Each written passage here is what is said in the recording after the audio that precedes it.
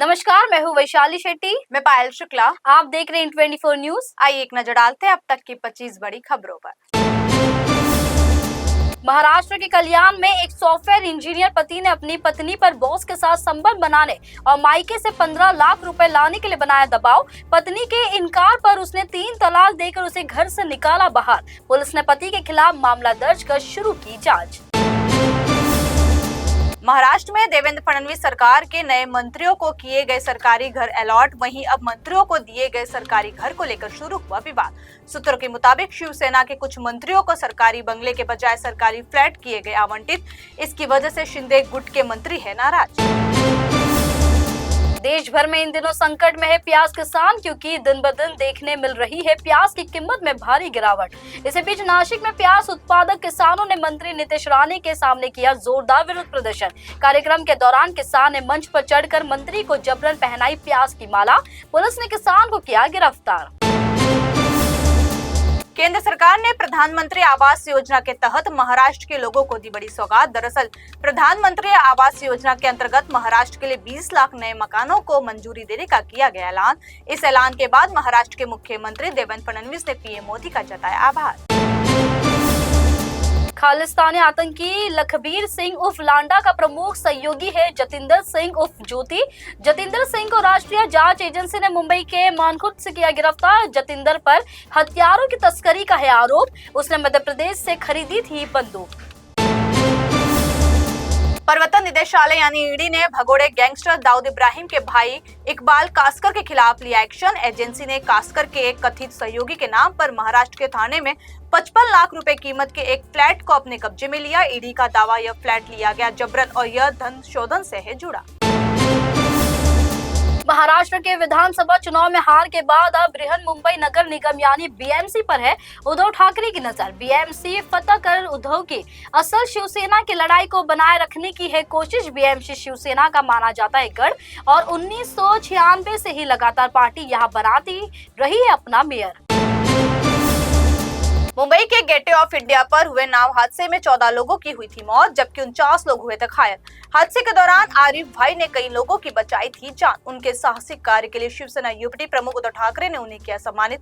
Arif Mumbai port trust पर नाव चालक के तौर पर थे तैनात।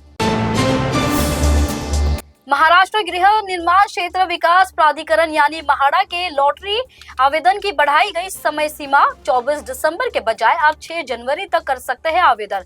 कोंकण मंडल के 2264 घरों की महाडा ने निकाली है लॉटरी। महाराष्ट्र के मंत्री और बीजेपी नेता चंद्रशेखर बावनकुले ने कांग्रेस नेता राहुल गांधी के परभड़ी दौरे को लेकर बोला हमला। उन्होंने कहा, राहुल गांधी यहां करने आए हैं नौटंकी। राहुल गांधी परभड़ी आए और अनाप शनाप बातें बोलकर चले गए। शिवसेना यूपीटी के नेता सुभाष देसाई ने एनसीपी विधायक छगन भुजबल की नाराजगी के सवाल पर दी प्रतिक्रिया। कहा, छगन भुजबल का मुद्दा है अलग और पद के लिए है उनका झगड़ा। सब लोगों का ध्यान उन पर ही है कि वो क्या लेते हैं फैसला। मुंबई में आज सुबह एक बहुमंजिला आवासीय बिल्डिंग के एक अपार्टमेंट में लगी आग। जानकारी के मुताबिक इस इमारत में मशहूर सिंगर शान का है अपार्टमेंट। दमकल कर्मियों ने आग पर पाया काबू। इस घटना में किसी के हताहत होने की नहीं है कोई खबर। राज्य लोक सेवा आयोग यानी एमपीएससी के विभिन्न पदों के विज्ञापनों में बदलाव करने में आयोग की देरी के कारण आयु सीमा हो गई थी पार। इसके चलते आयोग ने अयोग्य करार लाखों अभ्यर्थियों को दी है राहत। राज्य सरकार ने एमपीएससी के विभिन्न पदों पर भर्ती के लिए अधिकतम आयु सीमा 1 वर्ष बढ़ाने का लिया है निर्णय। अल्लू अर्जुन से हैदराबाद भगदड़ केस में हो रही है पूछताछ। इस दौरान अल्लू अर्जुन के साथ उनके वकील रहे मौजूद। वास्तविक तथ्यों का पता लगाने के लिए अभिनेता को ले जाया जा सकता है घटनास्थल पर। इसके अलावा सीन रिक्रिएट करवाए जाने की भी है संभावना। दिल्ली पुलिस ने बड़ी कार्रवाई करते हुए 11 लोगों को किया गिरफ्तार। इसमें 5 बांग्लादेशी नागरिक हैं जो अवैध रूप से भारत में रह रहे थे और 6 ऐसे लोग हैं जो फर्जी दस्तावेज बनाने का चला रहे थे धंधा। पुलिस ने इनसे नकली वोटर आईडी, आधार कार्ड और पैन कार्ड किए बरामद। ये लोग एक वेबसाइट के माध्यम से मात्र 20 रुपए में बनाते थे फर्जी दस्तावेज। लखनऊ के हजरतगंज में स्थित बाबा साहब भीमराव अम्बेडकर की प्रतिमा के पास बहुजन समाज पार्टी ने किया जोरदार विरोध। केंद्रीय गृह मंत्री अमित शाह द्वारा डॉक्टर भीमराव अम्बेडकर पर की गई टिप्पणी के विरोध में बसपाइयों ने किया प्रदर्शन। बसपा कार्यकर्ता अपनी मांगों पर अड़े और की नारेबाजी। मौके पर भारी संख्या में पुलिस बल तैनात। सुकुमार निर्देशित पुष्पा 2 ने बॉक्स ऑफिस पर मचा रखा है गदर। पुष्पा 2 ने कमाई के मामले में तोड़े कई सारे रिकॉर्ड्स। पुष्पा 2 के क्रेज के आगे तमाम ब्लॉकबस्टर फिल्मों ने टेके घुटने। फिल्म ने अब तक 1500 का आंकड़ा किया पार।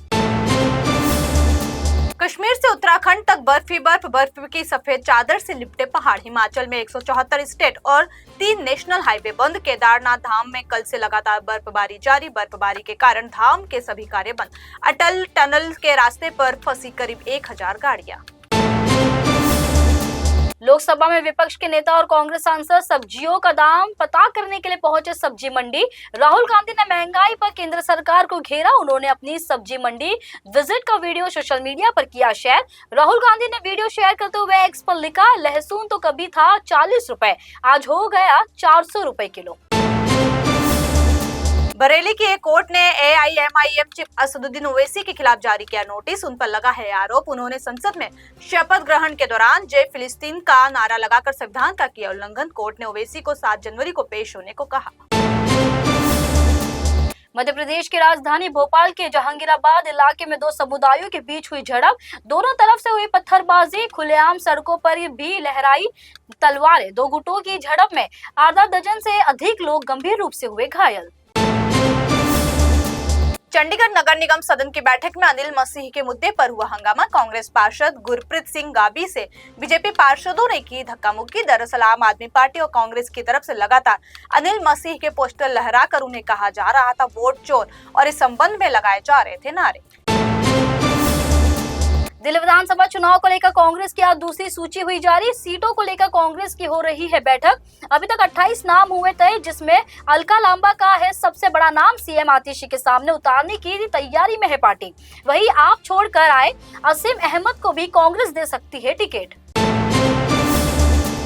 आम आदमी पार्टी के नेता और मशहूर शिक्षक अवध ओझा ने पार्टी के राष्ट्रीय संयोजक अरविंद केजरीवाल को बताया भगवान।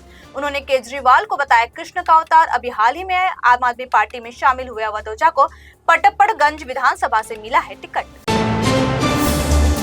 चुनाव संचालन नियम में संशोधन का मामला पहुंचा सुप्रीम कोर्ट। कांग्रेस ने केंद्र सरकार के संशोधन के खिलाफ शीर्ष अदालत में रिट याचिका की दाखिल। कांग्रेस ने जताई उम्मीद, शीर्ष अदालत चुनावी प्रक्रिया की तेजी से खत्म हो रही अखंडता को बहाल करने में प्रदान करेगी सहायता। केंद्र सरकार ने चुनाव से जुड़े इलेक्ट्रॉनिक दस्तावेजों के सार्वजनिक निरीक्षण पर लगा दी है रोक।